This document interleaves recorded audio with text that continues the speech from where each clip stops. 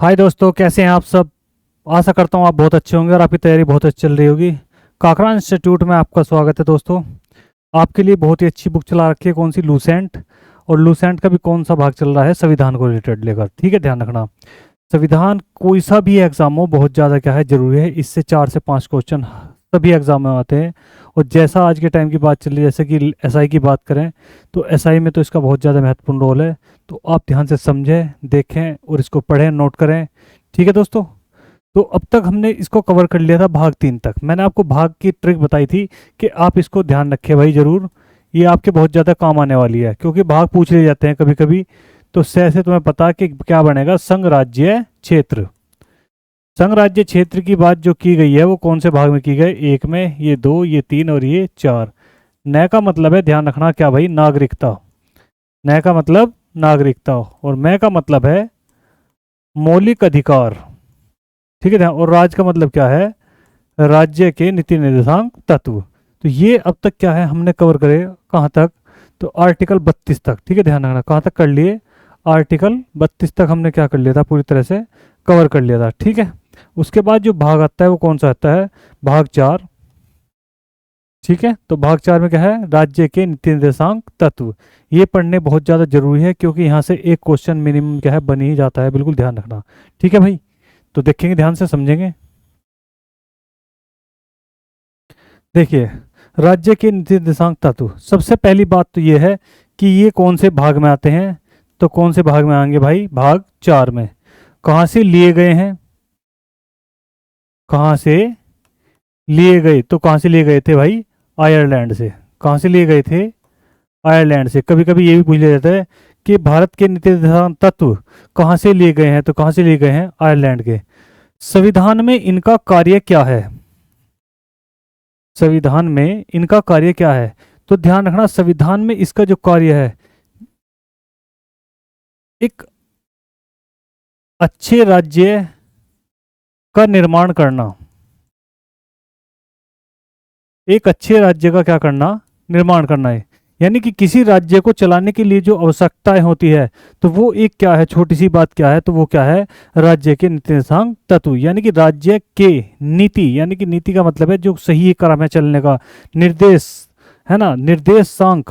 यानी कि निर्देश दिए हुए अंक, उनका ध्यान से पालन करते, यानी कि कानून का पालन करते हुए क्या करना है हमें, राज्य को अच्छे से रखना है।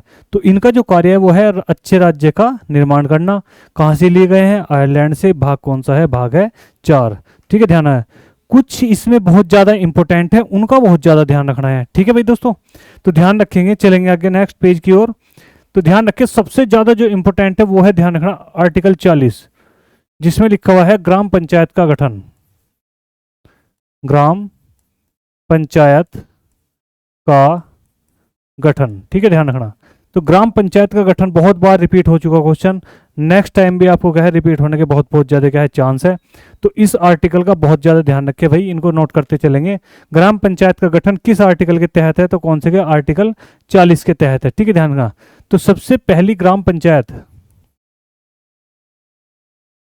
सबसे पहली पंचायती राज, ठीक है ध्यान रखना। तो सबसे पहले जो पंचायती राज बनी थी वो कहाँ पर बनी थी, तो वो बनी थी भाई नागौर में।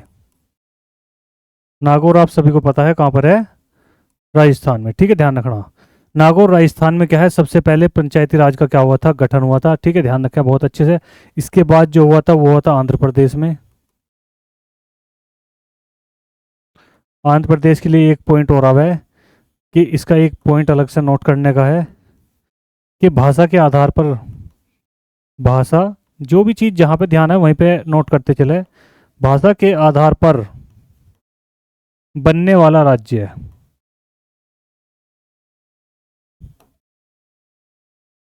ठीक है, ध्यान रखना। भाषा के आधार पर गठन होने वाला राज्य कौन सा था, आंध्र प्रदेश। ठीक है, ध्यान रखना। पहली जो पंचायती राज हुई थी वो कहाँ पर हुई थी, नागौर राजस्थान से शुरुआत इसकी मानी जाती है। ठीक है, ध्यान रखना।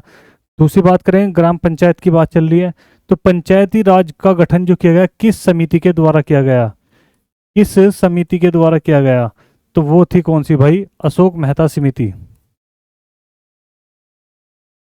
सॉरी, बलवंत राय मेहता समिति।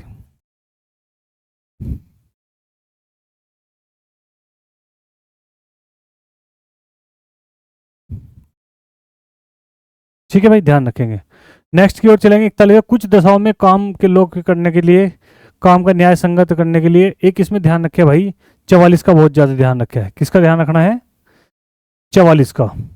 देखो ये वाला 44, नागरिकों के लिए समान सिविल संहिता, कि सबके लिए क्या होगा, नागरिकों के लिए समान क्या है, जितनी भी आईपीसी की धाराएं हैं सबके लिए क्या है, समान है। ठीक है, ध्यान रखना।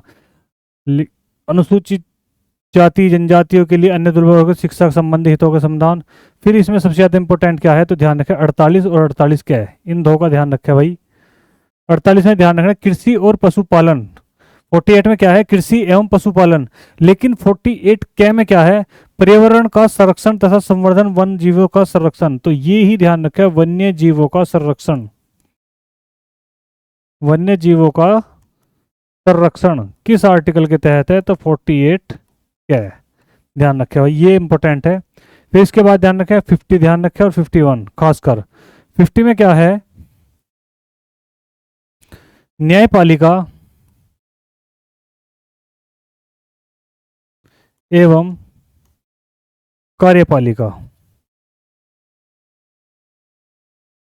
ठीक है, न्यायपालिका कार्यपालिका का पृथक, यानी कि ये क्या है, अलग अलग कार्य करेगी। बात समझ में आई? ध्यान से समझेंगे। न्यायपालिका और कार्यपालिका क्या है?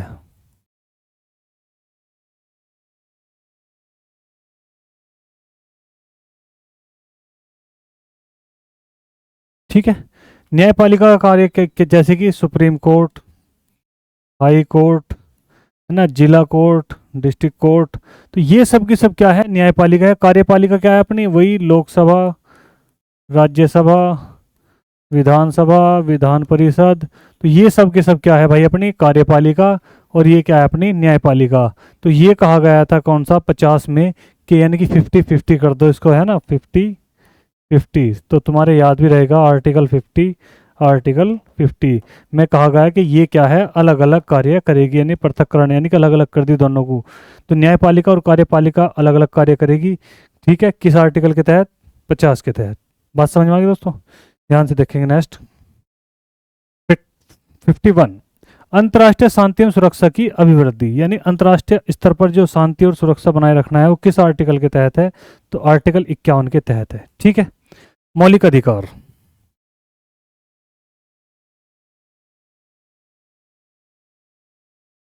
एक तो है ध्यान रखना मूल कर्तव्य,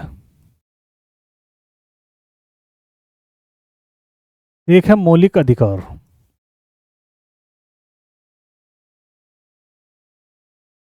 ठीक है, मूल कर्तव्य है, यानी कि जिनको करना या ना करना, करना या न करना अपने ऊपर डिपेंड करा है, किसी काम को करना या न करना। जैसे कि मैं कहूँ कि हम क्या है, रास्ते से जा रहे हैं और क्या है, राष्ट्रगान चल रहा है, तो हम क्या है, उसकी राष्ट्रगान की क्या है पोजीशन में खड़े भी हो सकते हैं, और नहीं भी हुए तो भी कोई प्रॉब्लम नहीं है। ठीक है, ध्यान। लेकिन हम जो राष्ट्रगान करें उन्हें हम क्या है, प्रॉब्लम बिल्कुल भी नहीं कर सकते। तो राष्ट्रगान करना है तो करें, नहीं तो सीधे चलते रहे, कोई प्रॉब्लम नहीं है। तो ये तो क्या हो गया, मूल कर्तव्य है। मौलिक अधिकार क्या है, मैंने आपको भी पढ़ाए थे, कहाँ से, 12 से 35 तक। ये क्या है, हमें क्या है, दिए गए हैं। ये कहाँ से है, संविधान से मिले हुए हैं, संविधान से प्राप्त है। ठीक है, ध्यान रखना, ये क्या है, संविधान से प्राप्त है। लेकिन ये क्या है, मूल कर्तव्य है। इसको क्या है, ये अपने स्तर पर क्या है, एक अपनी जगह है, मतलब इन्हें हम करें या ना करें तो इतना कोई प्रभाव पड़ने वाला नहीं है। लेकिन मौलिक अधिकार जो है, अगर इस पर कोई भी दिक्कत आती है, कोई परेशानी आती है, यहाँ पे तुमने पढ़ा था एक आर्टिकल 32, इसका खासकर ध्यान रखना भाई, जिसका नाम है संवैधानिक उपचार। संवैधानिक उपचार। ठीक है, और इस आर्टिकल 32 को ही किसने, भीमराव अम्बेडकर ने क्या कहा, संविधान की आत्मा।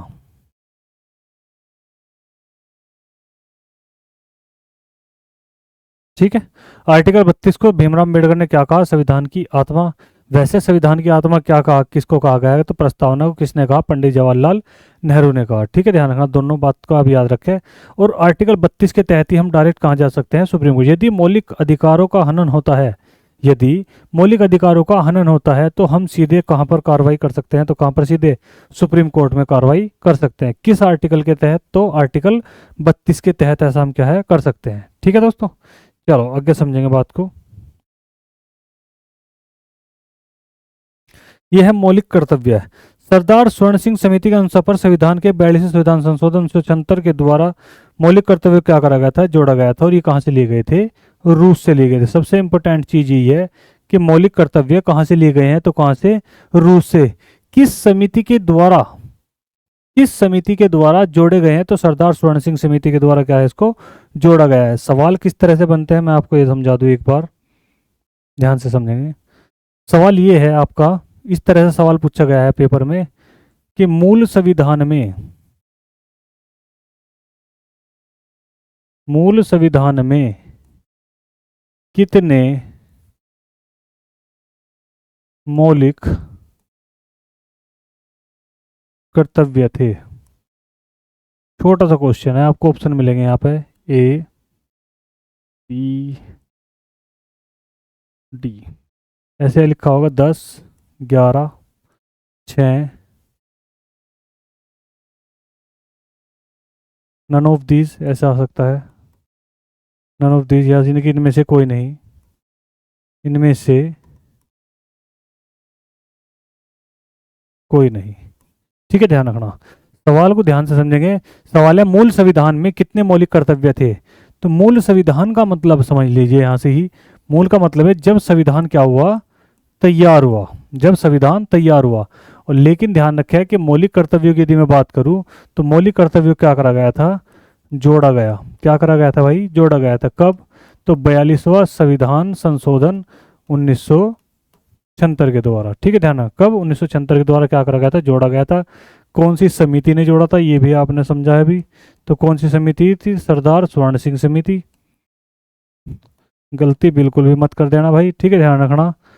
कहाँ से लिए गए हैं, तो कहाँ से लिए गए हैं, तो रूस से। क्लियर होना चाहिए बात कि मूल संविधान में कितने मौलिक कर्तव्य थे। तो मूल संविधान में तो भाई कोई भी नहीं था। ठीक है, ध्यान रखना है। वर्तमान की यदि बात करते हैं, यहाँ से मूल की जगह क्या लिख देते, वर्तमान। तो वर्तमान में जो है वो कितने हैं, 11। और पहले कितने थे जब जोड़े गए थे, यानी कि यदि मैं इस टाइम की बात करूं, यहाँ पे जब बात करूं तो तब कितने थे, 10। वर्तमान में कितने हैं, 11। और जब जोड़े गए थे जब कितने थे, 10। आपकी समझ में आ जाना चाहिए कि सवाल किस तरह से पूछा जाए। तो हमेशा सवाल जो पूछा गया है और आगे भी अगर पूछा जाएगा तो सवाल इस तरीके से पूछा जाएगा कि मूल संविधान में कितने मौलिक कर्तव्य है या थे। है 11, और जब जोड़े गए थे जब कितने थे, 10। लेकिन मूल की नहीं, वर्तमान की बात करें, अगर मूल संविधान की बात करें तो मूल संविधान में मौलिक कर्तव्य बिल्कुल भी नहीं थे। क्योंकि मूल कर्तव्य यदि इसकी बात करें तैयार कब हो गया था, 26 नवंबर 1949। और इसे कब जोड़ा जा रहा है, 1976 में। तो मूल में तो थे ही नहीं, इसका मतलब कब आए थे, 76 में आए थे। बात समझ में आ गई भाई, क्लियर हो जानी चाहिए। चलो आगे देखेंगे इसके बारे में क्या लिखा हुआ है। इसे भाग 4 कै में अनुच्छेद 51 कै के तहत क्या है रखा गया है। क्योंकि आर्टिकल हमने कहाँ तक 51 तक पढ़ लिया था, तो इसे जोड़ा गया तो कहाँ पर, 51 का कै। ठीक है, तो भाग ये कौन सा चल रहा था भाई, यहाँ पर इससे पहले भाग कौन सा चल रहा था, 4। तो जब जोड़ा गया तो इसकी यदि मैं, ये तो क्या हो गया, इसका आर्टिकल हो गया। यदि मैं इसके भाग की बात करूं तो भाग किसके अंदर आ गए, 4 के, क्योंकि 51 में जुड़ गया 4। और 4 का भी क्या है, क्लियर। आर्टिकल 51 तक, 36 से 51 तक हमने क्या पढ़े, राज्य के निदेशात्मक तत्व। इसने कहा कि ये क्या है, 51 कै में है। कौन से में है, 51 कै में है। तो आपसे सवाल ये भी पूछा जा सकता है कि कौन से भाग में है। तो भाग क्या है, भाग तो कौन सा चल रहा है, 51 कौन से भाग में आ रहा, भाग 4 में। राज्य के निर्देशांक तंत्र कौन से भाग में आ रहे, 4 में। और उसका इसने 51वां इस्तेमाल कर लिया। तो क्योंकि 36 से 51 तक कहाँ रहे, भाग 4। तो उसका क्या है, तो इसका भी क्या है, क्या है। तो भाग क्या है, 4 कै। और आर्टिकल क्या है, 51 कै। ठीक है, बात समझ में आ गई, बहुत बढ़िया। अब देखेंगे ध्यान से भाई, इसमें क्या लिखा हुआ। मौलिक कर्तव्यों की संख्या 11 है, जो इस प्रकार है। मौलिक कर्तव्य जो संख्या है फिलहाल में, तो वो कितनी है, 11, वो जो मैंने आपको बताई थी। और पहले कितनी थी, तो पहले कितनी थी भाई, 10 थी। पहले कितनी थी, 10। ठीक है, ये 11वां बहुत ज़्यादा इंपॉर्टेंट है, इसको समझेंगे। बाकी तो आप पढ़ लेना ध्यान से। जो चीज़ इंपॉर्टेंट है उनका खासकर ध्यान देना है, ठीक है दोस्तों, उन पे आप ज़्यादा फोकस करें। तो 11वां देखेंगे, 11वां क्या है, इसमें लिख रहा कि 6 से 14 वर्ष के बच्चे,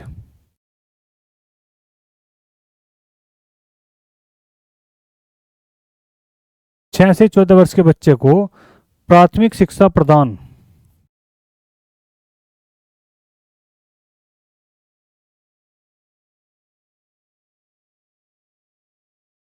ठीक है, क्या करना, 6 से 14 वर्ष के बच्चों को प्राथमिक शिक्षा प्रदान करना, यानी कि जो आपने सुने हैं सरकारी स्कूल है ना, गवर्नमेंट स्कूल जो गांव में खुल जाते हैं प्राथमिक विद्यालय, तो उनमें 6 वर्ष से 14 वर्ष के बच्चों को पढ़ाना क्या है, बहुत ही ज़्यादा जरूरी है, ठीक है। ये क्या है, हमारा मौलिक कर्तव्य है, कौन से नंबर का, 11वें नंबर का। और इसे जो जोड़ा गया है, ध्यान रखना, इसे क्या करा गया, जोड़ा गया। तो जोड़ा गया कौन सा, 86वां संविधान संशोधन, कौन सा भाई, 86वां संविधान संशोधन कब हुआ था, तो 2002 में हुआ था, ठीक है, ध्यान रखना कब हुआ था, तो 2002 में हुआ था। और इस संशोधन को जोड़ने वाले जो प्रधानमंत्री थे, यदि मैं पीएम की बात करूं, तो पीएम थे, ध्यान रखना, अटल बिहारी वाजपेयी। कौन थे भाई, अटल बिहारी वाजपेयी।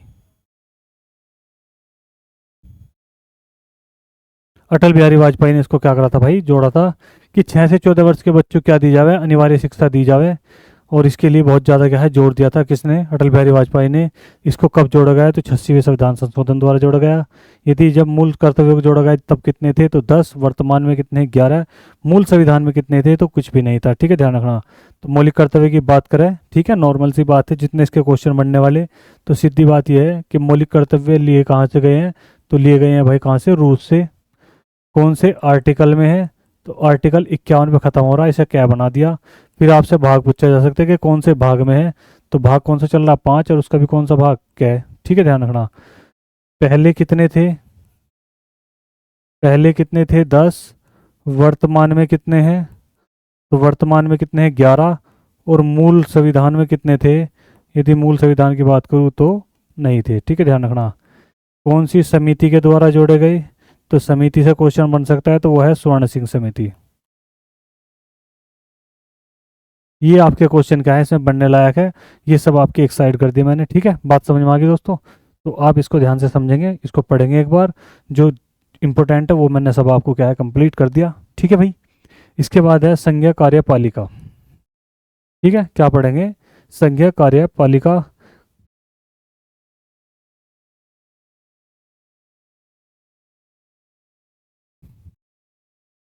नोट कर लिया आपने सब, स्क्रीनशॉट ले लिया, नोट कर ले। तो नेक्स्ट पॉइंट है दोस्तों, संज्ञा कार्यपालिका। देखो संज्ञा कार्यपालिका, एक शब्द है क्या, कार्यपालिका,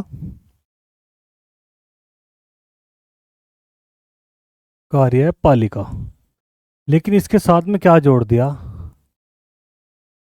संज्ञा, ठीक है, ठीक है, बात समझ आ गई। तो संज्ञा कार्यपालिका कहने का मतलब है, इसके कितने हो गए, अभी संघ के साथ में कार्य करेगी। जैसे मैं कहूँ कि पहली चीज क्या है, लोकसभा, कार्यपालिका ये बताई थी मैंने भी आपको।